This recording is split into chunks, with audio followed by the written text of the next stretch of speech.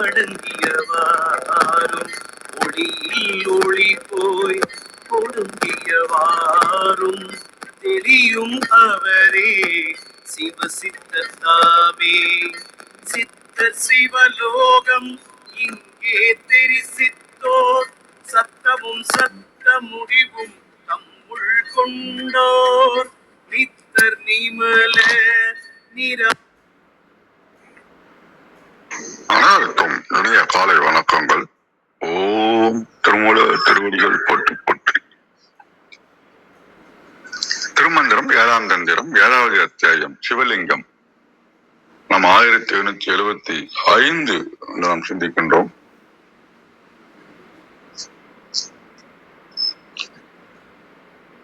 பாடல். ஒன்றெனக் கண்டேன் எம் ஈசன் ஒருவனை, ஒன்றெனக் கண்டேன் எம் ஈசன் ஒருவனை, நன்றென்று அடியினை நான் அவனை தொழ, நன்றென்று அடியினை நான் அவனை தொழ, வென்று ஐம்புலனும் மிக கிடந்து இன்புற, வென்ற ஐம்புலனும் மிக கிடந்து இன்புற, அன்று என்றும் அருள் செய்யும் ஆதிபிரானே, அன்று என்று அருள் செய்யும் ஆதிபிரானே. பாருங்க, எவ்வளவு ஒரு உயர்வானதை சொல்றாருங்க. ஒன்று எனக் கண்டேன்ட்டாருங்க. ஏன்னா உலகத்துல இருக்கிற எல்லா பொருளும், அசையும் பொருள் அசையா பொருள் பஞ்சபூதம் காற்று ஆகாயம் எல்லாத்திலயும் இருக்கின்றவன் ஒத்தன்தான், அவன்தான் ஒருவனாக உள்ளான் அப்படின்றத உணர்ந்தேன்றாருங்க. Practical approach. அடுத்தது பாருங்க, எம் ஈசன் ஒருவனை, யாரு? சிவபெருமானை, ஒப்பற்ற தனி முதல் பொருளை நன்று என்று அவனையே சரணடைந்து நன்னெறியாக உணர்ந்து, அடியினை நான் அவனை தொழ, அவனுடைய இரு திருவடிகளையும் மனமாற வழிபட்ட போது என்னுடைய ஆசை, உலக ஆசைகளில் விடாமல் ஐம்புலங்களையும் வென்று ஐம்புலங்களையும் அவனை பற்றியே சிந்திக்க முடிந்தது.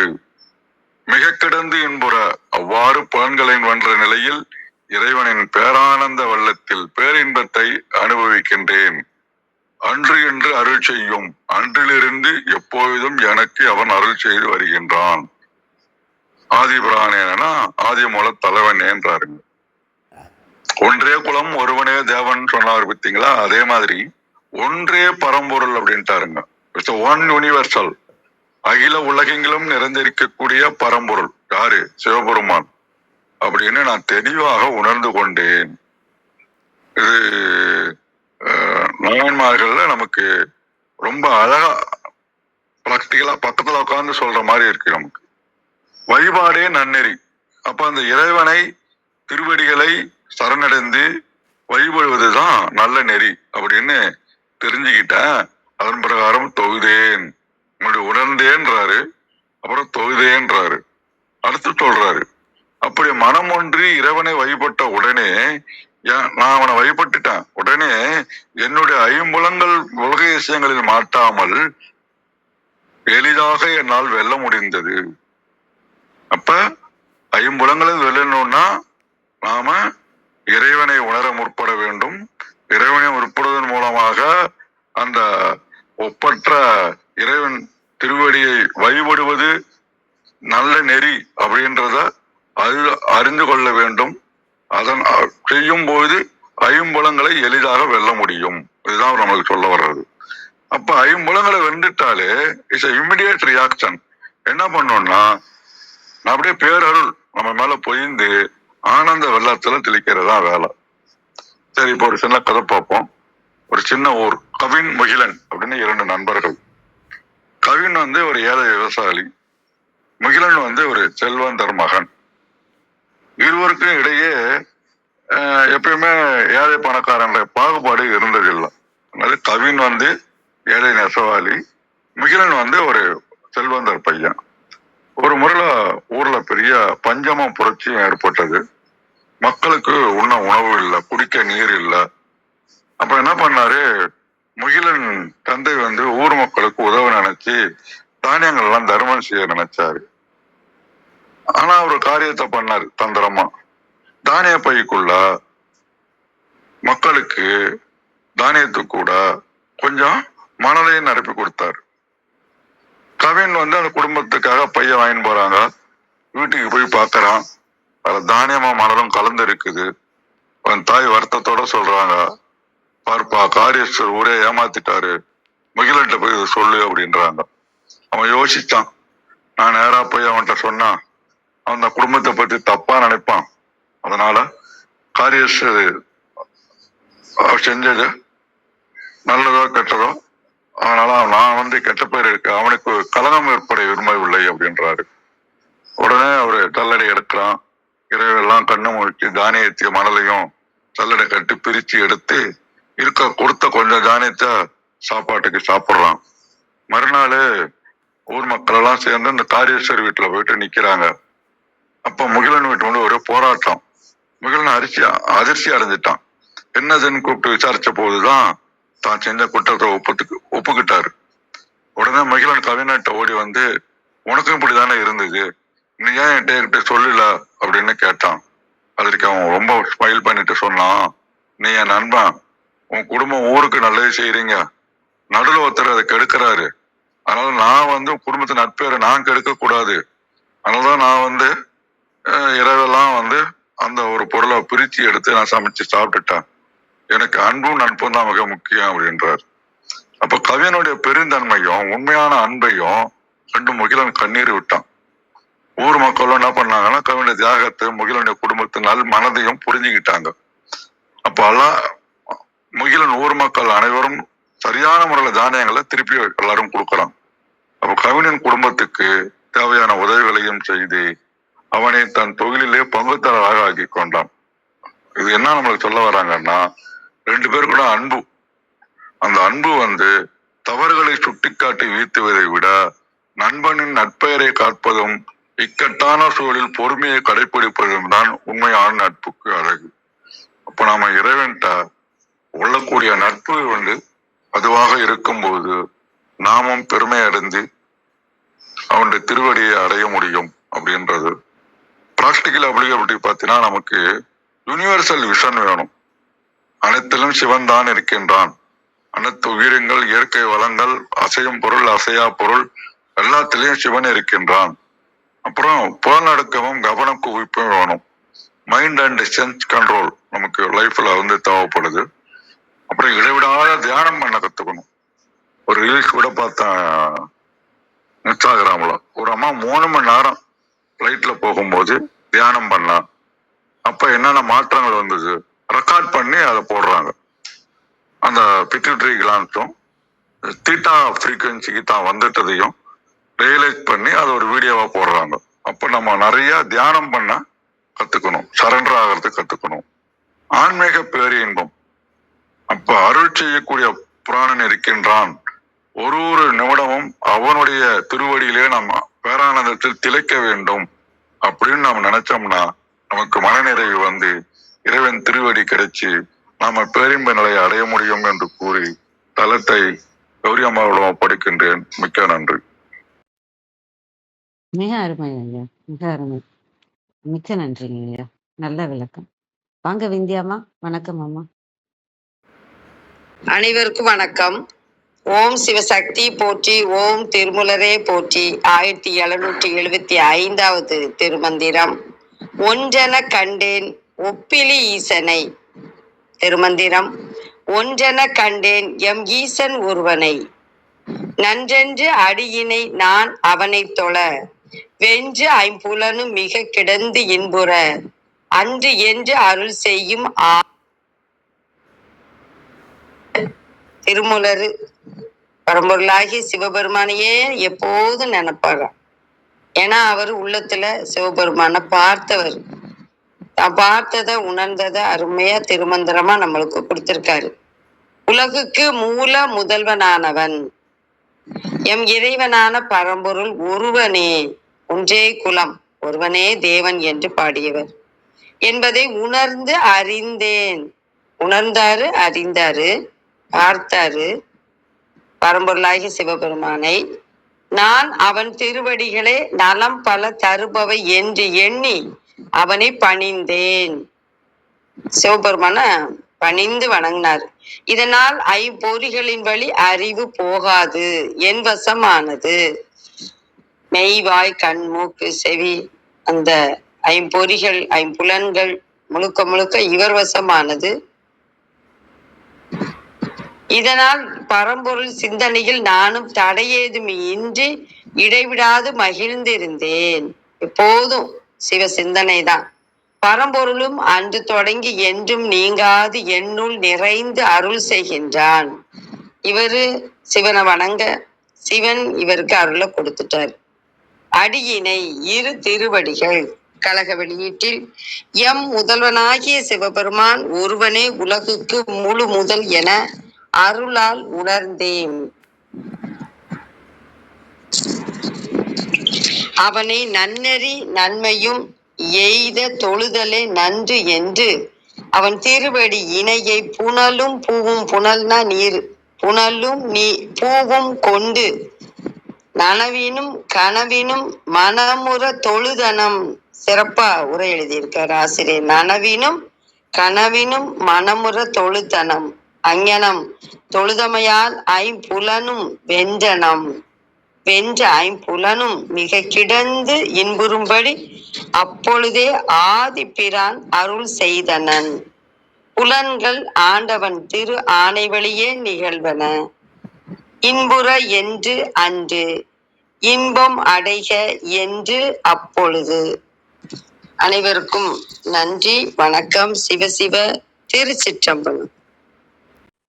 நன்றிங்கம்மா, மிக்க நன்றி, மிக அருமை. வாங்க கிருத்திகாமா, வணக்கம் அம்மா.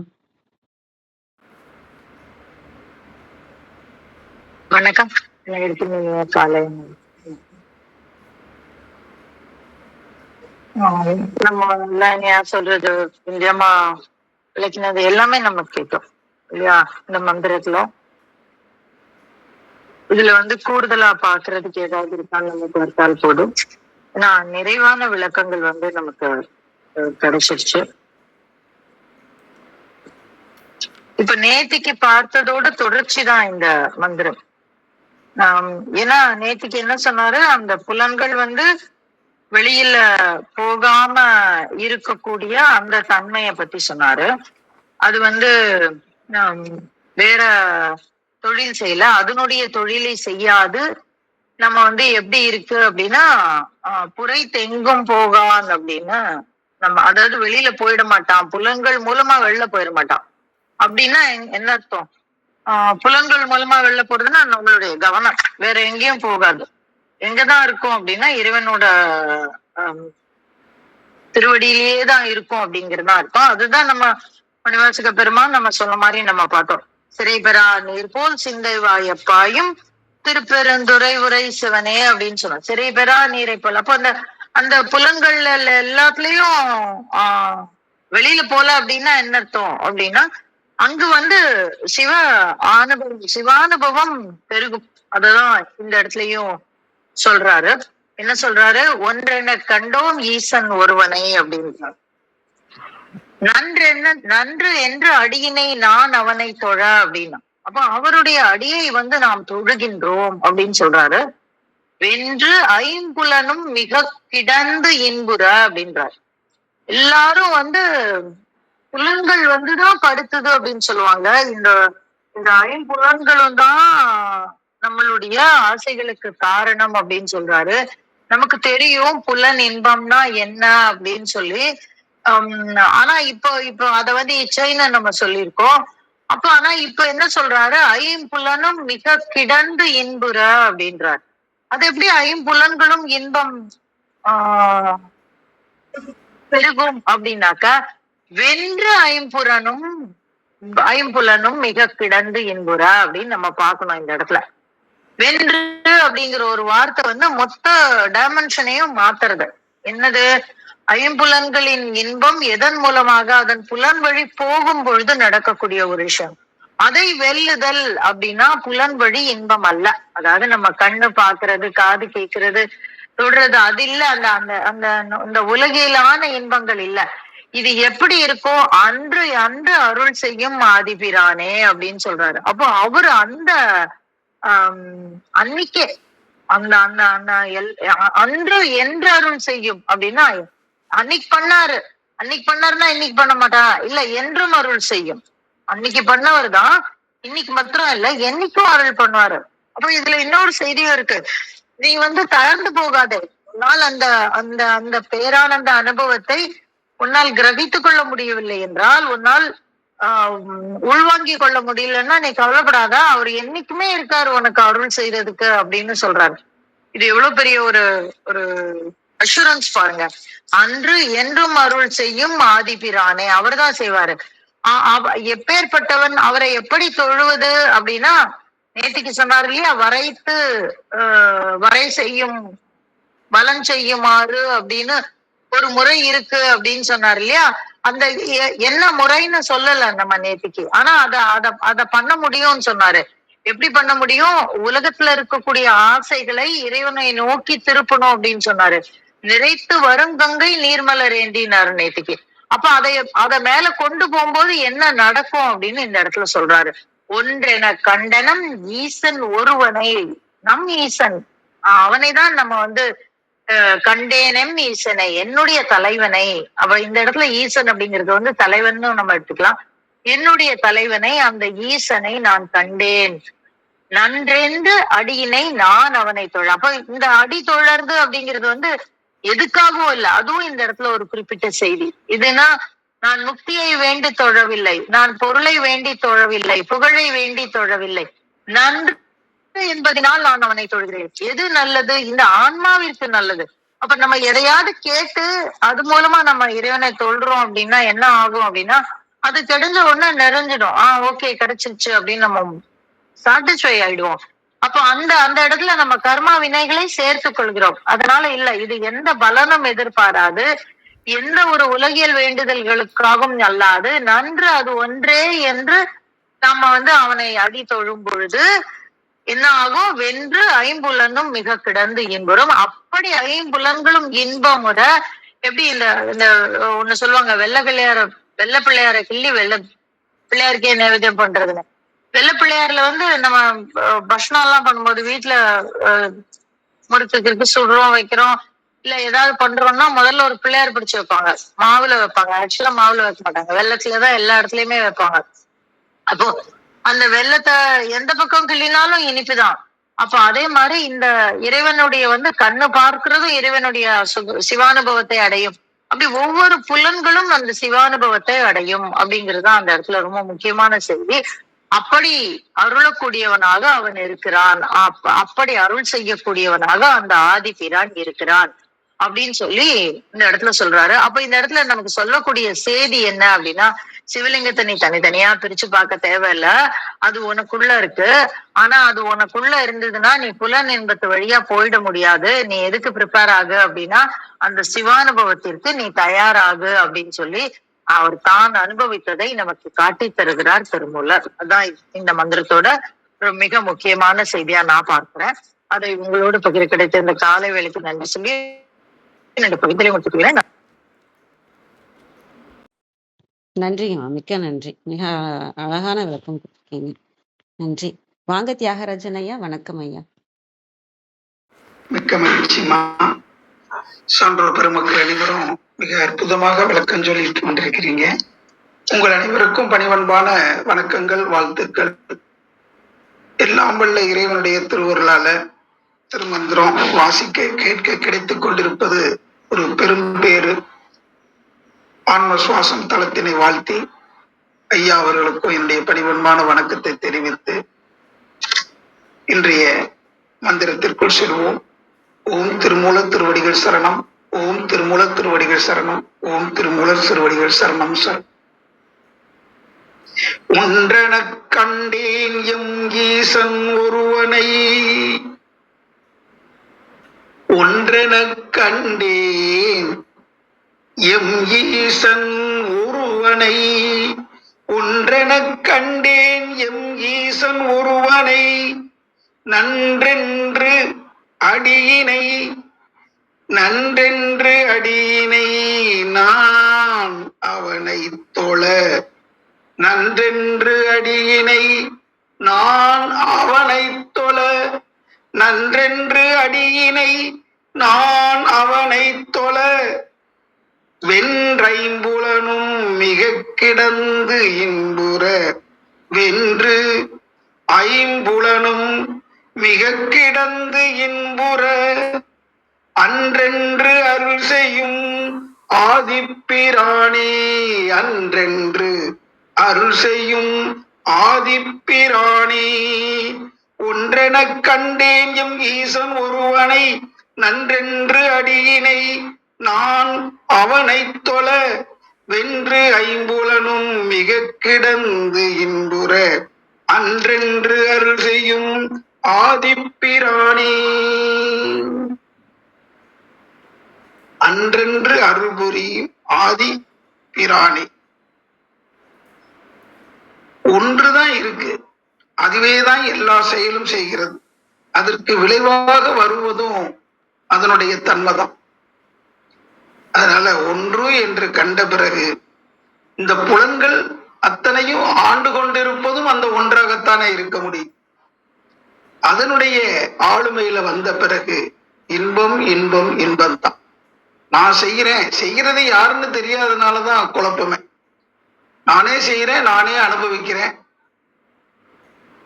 என்னுடைய செயலுக்கு விளைவாக வருவது அந்த இறைவனுடைய தன்மைதான் என்பது எல்லாம் அறிந்த பிறகு அங்கே பேரின்பம் ஒன்றுதான், பேரானந்தம் ஒன்றுதான்.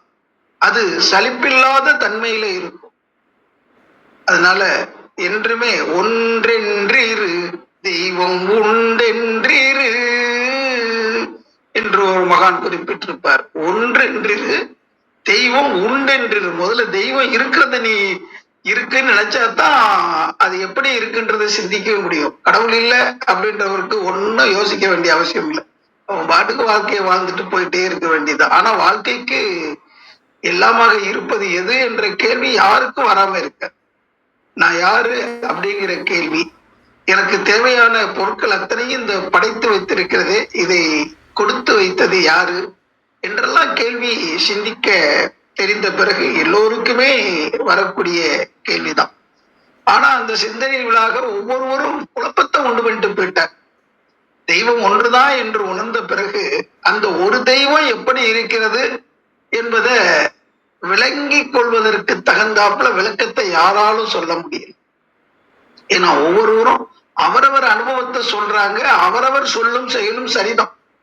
ஆனா எல்லோருக்கும் பொதுவாக விளங்கி கொள்ளும்படியாக யாரும் விளக்கி சொல்லல. அதனாலதான் திருமந்திரத்துல பாத்தீங்கன்னா எத்தனையோ அனுபவங்களை அவர் பகிர்ந்து கொண்டே இருக்கிறாரு.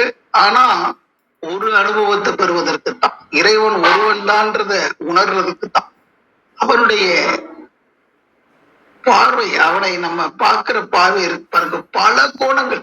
நம்ம என்னென்னலாம் நினைச்சுக்கிட்டு பாக்குறோமோ அத்தனை தன்மையும் அவனுக்குள்ள இருக்கிற மாதிரியே இருக்கும். ஏன்னா நினைக்க வைக்கிறவனும் அவன் தான், நினைப்பா இருக்கிறவனும் அவன் தான்.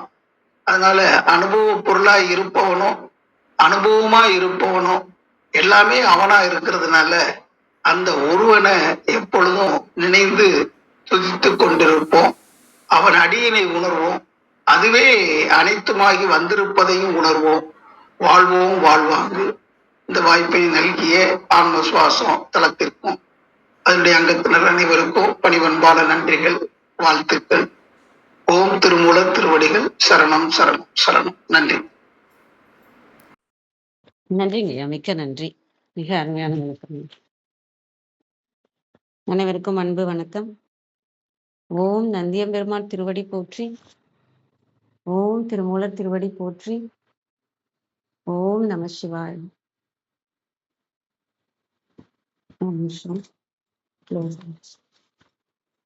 மன்னிக்கணும்.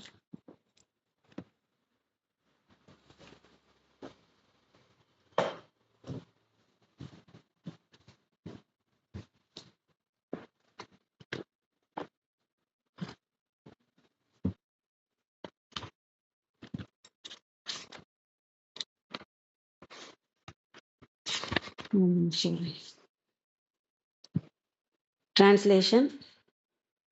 I have found as the one my singular Lord, realizing as noble his pair of feet, I salute him. The conquered five senses remain verily enjoying the bliss. The primordial Lord bestows his grace then and forever. அப்படின்னு கொடுத்துருக்காங்க. ஒன்றென கண்டோம் ஈசன் ஒருவனை. ஈசன் ஒருவன் என கண்டோம் ஈசன் ஒருவனை அப்படின்னு கொடுத்துருக்காங்க. நமக்குள்ள இருக்கிறது ரெண்டா இருக்கு. நம்ம அந்த ரெண்டாவது விஷயத்துல இருக்கிறோம். அந்த ஒன்று தான் அந்த ரெண்டாவதையும் இயக்குது அப்படின்றது தான். அனைவருக்குள்ளேயுமே இருக்கிறது, உண்மையாக இருக்கிறது எதுன்னா அந்த ஈசன் ஒருவன். அவர் ஒரே தன்மையில தான் எல்லாருக்குள்ளேயும் இருக்கிறாரு. எந்த மாற்றமும் இல்லாம ஒரே தன்மையில இருக்கிறாரு, நிலைத்து நிற்கிறாரு. அவர் தான் உண்மை பொருளாகவும் இருக்கிறாரு. அது ஒண்ணுதான் உண்மையாக இருப்பது இறைவன் மட்டும்தான் அப்படிங்கிறது தான் உண்மையா இருக்கு. ஆனா நம்ம வந்து அடுத்த லேயர்ல இருக்கிற நம்ம வந்து அந்த மனம்ன்ற ஒரு விஷயத்த பிடிச்சிட்டு இருக்கிறதுனால அந்த அடையாளத்தையும் பிடிச்சிக்கிட்டு இருக்கோம்.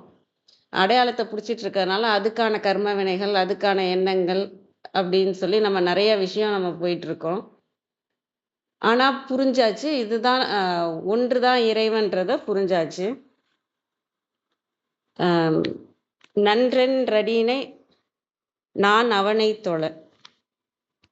எதுக்கு வந்து இறைவனை வந்து கும்பிடணும் அப்படின்னு நீங்க யோசிச்சீங்கன்னா, இப்ப நம்ம ஒரு ஒரு ஒரு அடையாளத்தை பிடிச்சிட்டு இருக்கோம் இல்லையா? இப்ப நீங்க யாரு அப்படின்னு நான் இப்ப கேட்டேன்னா உங்களுக்கு என்ன தோணுது? நீங்க யாரு அப்படின்னா நம்ம என்ன சொல்றோமோ அதுதான் நம்ம ஈகோ. இப்ப நான் யாரு அப்படின்னா இப்ப என்ன வேணா சொல்லலாம். இப்ப குடும்ப தலைவியா சொல்லலாம், எங்க பையனுக்கு அம்மாவா சொல்லலாம். நான் என்ன நினைக்கிறேன் அதுதான் எனக்குள்ள பெருசா இருக்கும், ஈகோவா இருக்கும்.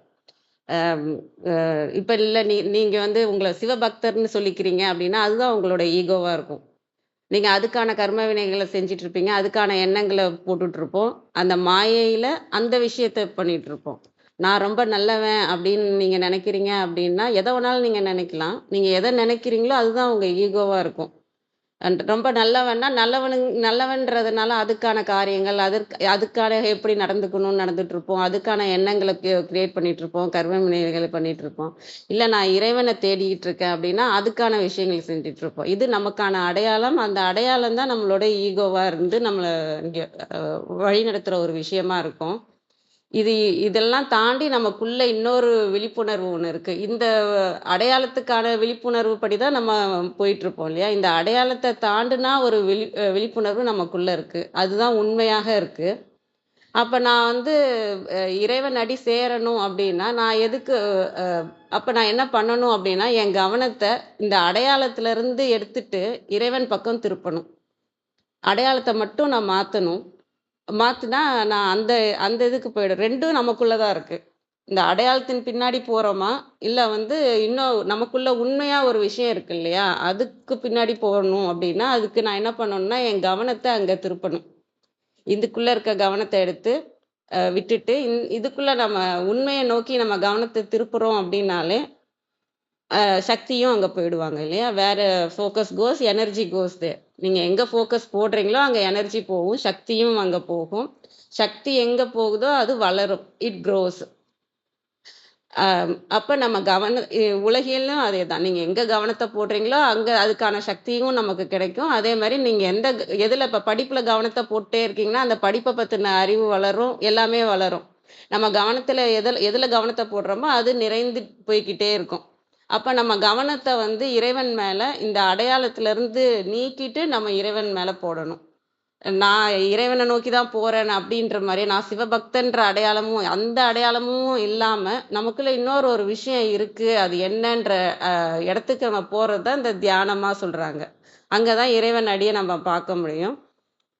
அதுக்கு என்ன பண்ணணும் அதுக்குதான் நம்ம வந்து சாமியை கும்பிடுறதுன்றது என்னன்னா அவர் மேல கவனத்தை வச்சு அவரை உணரணும் அப்படிங்கிறது தான். அதுக்கு இப்ப ஒரு பதிகம் படிக்கிறதுனாலும் சரி, நம்ம ஒரு மந்திரம் சொல்றதுனாலும் சரி, அந்த இடத்துக்கு போய் அந்த ஓம் நம சிவாய் வந்து நமக்கே நம்ம சொல்லிக்கிறது இல்லை, நம்மளோட மாயையான ஒரு விஷயத்துக்கு சொல்லிக்கிறது இல்லை. நமக்குள்ள இருக்கிற ஒரு நமக்குள்ள வந்து இயக்கமாக இருக்கிற இறைவனை போய் பிடிச்சிக்கிட்டு நம்ம சொல்ற விஷயம். அது எந்த மாதிரியான விஷயமா ஏன்னா அந்த இறைவனை உணரணும், அந்த இறைவன் தன்மையிலே நிலைத்து நிற்கணுங்கிறது தான். வென்று ஐம்புலமும் மிக கிடந்து இன்புற. இப்ப நம்மள அங்க போக முடியாம புடிச்சு வச்சுட்டு இருக்கிறது எதுன்னா ஐம்புலன் தான். ஆனா இப்ப நீங்க தியானத்துல உட்காரும்போது என்னன்னா, நம்ம உட்கார வச்சிடுறோம். நம்ம வந்து உடம்ப உட்கார வச்சிடுறோம். ஆம், காதுல எதுவும் கேட்டாலும் ஒண்ணும் பிரச்சனை இல்ல. நம்ம வாயும் மூடியிருக்க போகுது. நம்மளோட மெயினா வந்து இந்த உலகத்தை இந்த அடையாளத்துல இருந்து தான் நான் பார்க்குறேன்றத ஒரே விஷயம் நம்ம கண்ணு. அந்த கண்ணை வந்து மூடிடுறோம்னா நமக்கு தெரியறது வந்து நார்மலான அந்த இருட்டு தான் தெரியும். இல்ல வெளிச்சமா இருந்தா ஒரு கலரா தெரியும் இல்லையா? அந்த இடம் தான் நமக்கு தெரியிற ஒரு விஷயம் அந்த இடம் தான். ஆனா இதையும் தாண்டி ஒண்ணு ஓடிட்டு இருக்கோம்னா, நம்ம மனம் வந்து ஓடிக்கிட்டே தான் இருக்கும். ஆனா அது மட்டும் தான். வேற மத்த ஐம்புலன்ல இருந்து வர்றதெல்லாம் நம்ம கொஞ்சம் நிப்பாட்டி வச்சிருப்போம். வச்சுட்டு இதுவும் ஒரு வழிமுறையா நான் ஃபாலோ பண்ணது தான். நம்ம அந்த இருட்ட வந்து நம்ம பார்த்துக்கிட்டே இருக்கிறோம்னு வைங்களேன், எண்ணங்கள் வர்றது தெரியும். அந்த எண்ணங்கள் வராத இடத்துல இருக்கிறப்ப விழிப்புணர்வு என்னவா இருக்கு? அப்ப அந்த இருட்ட பார்க்கறது யாரு? மனதுல இருந்து பார்க்கும்போது அது எண்ணங்கள் வருது. எண்ணங்கள் இல்லாத அந்த இருட்ட பார்க்கறது யாரு? அப்படின்னு நம்ம அந்த இருட்டிலே நின்னோம்னா, அந்த கண்ண மூடி அந்த எண்ணங்களே பார்த்துக்கிட்டே இருக்கிறோம். அப்புறம் எண்ணங்கள் ஒரு டைம்ல வந்து அமைதியாகும் இல்லையா? அப்ப அந்த எண்ணங்களே இல்லாத இடத்துல இருந்து இதெல்லாம் பார்த்துட்டு இருக்கிறது யாரு? அந்த எண்ணங்களையுமே பார்க்கறது யாருன்னு நம்மளோட விழிப்புணர்வு நிலைக்கு நம்ம போயிட்டு நம்மளால வர முடியும். அப்படி வர நீங்க அந்த திருவடியிலேயே நிலைத்து நிற்க முடியும். அந்த ஐம்புலன்களையும் நம்மளால அந்த தியானத்தை தான் நான் இங்க பார்க்குறேன்.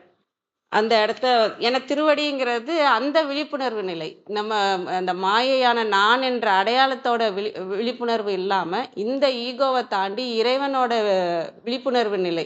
அந்த இடத்துல இந்த மாயை இருக்காது. அதனால அங்க இன்பம் தான் இருக்கும். நிலைத்த இன்பமாக இருக்கும். இந்த உணர்ச்சிக்கான இன்பம் இல்லாம ஆனந்தம் அந்த இடம் இருக்கும். அன்றென்று அருள் செய்யும் ஆதிபிரானே. அது நிலைத்து நிற்குமாறு அருள் செய்கிற ஆதிபிரானே அப்படின்ற நம்ம அதிலே நிலைத்து நிற்கணும். அதுக்கு வந்து இறைவன் அடியிலே நம்ம இருக்கணும்னா இறைவன் நம்ம கவனம் முழுக்க இறைவன் பக்கமே திரும்பி இருக்கணும். இந்த அந்த அடையாளன்றது நம்மளோட கடமையை செய்யறதுக்காக மட்டும் இருக்கணும். நான் அம்மாவா இருக்கேன்னா அம்மாக்கான கடமை. அதை நான் சரிவர செஞ்சுட்டு என்னோட கவனம் முழுக்க எங்க இருக்கணும்னா அந்த இறைவன் பக்கம் இருக்கணும். இந்த பற்றெல்லாம் நீக்கிறதுக்கு எல்லாத்துக்குமே ஒரே பதில் என்ன? பற்று நீக்கணும், ஆணவத்தை நீக்கணும், இந்த மாயை நீக்கணும், அப்படி எல்லாத்துக்கும் ஒரே பதில் என்னன்னா நமக்குள்ள இருக்கிற இறைவனை நம்ம போய் பிடிச்சிக்கிறது தான். அது நமக்குள்ளதான் விழிப்புணர்வாக நம்ம அந்த இடத்த போய் பிடிச்சிக்கிற ஒரு விஷயம்தான். அதுக்கு வந்து இந்த ஐம்புலனையும் வெல்றதுக்கான விஷயம்லாம் என்ன அப்படின்னு பார்க்கணும்னா அந்த தியானம் வந்துடும். தியானத்துல தான் நம்மளால அதை கண்ட்ரோல் பண்ணி உட்கார வைக்க முடியும். அப்ப அந்த எண்ணங்கள் வர்றதையும் நம்ம கவனிச்சுக்கிட்டே இருக்கும்போது அங்க ஒண்ணுமில்லாத தன்மை வரும்போது நம்ம எங்க இருக்கோம்னா திருவடியில தான் இருப்போம். அதெல்லாம் தான் சொல்றதா நான் புரிஞ்சுக்கிறேன். அனைவருக்கும் நன்றி.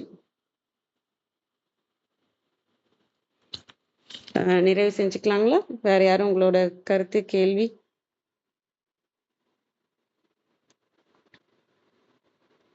அனைவருக்கும் நன்றி. இன்று எங்களுடன் இணைந்த அனைத்து உள்ளங்களுக்கும் எங்களது மனமார்ந்த நன்றிகள். மீண்டும் நாளை காலை 6:30 மணிக்கு சந்திப்போம். தலம் நிறைவு பெறுகிறது. திருமூலர் திருவடிகள் சரணம் சரணம்.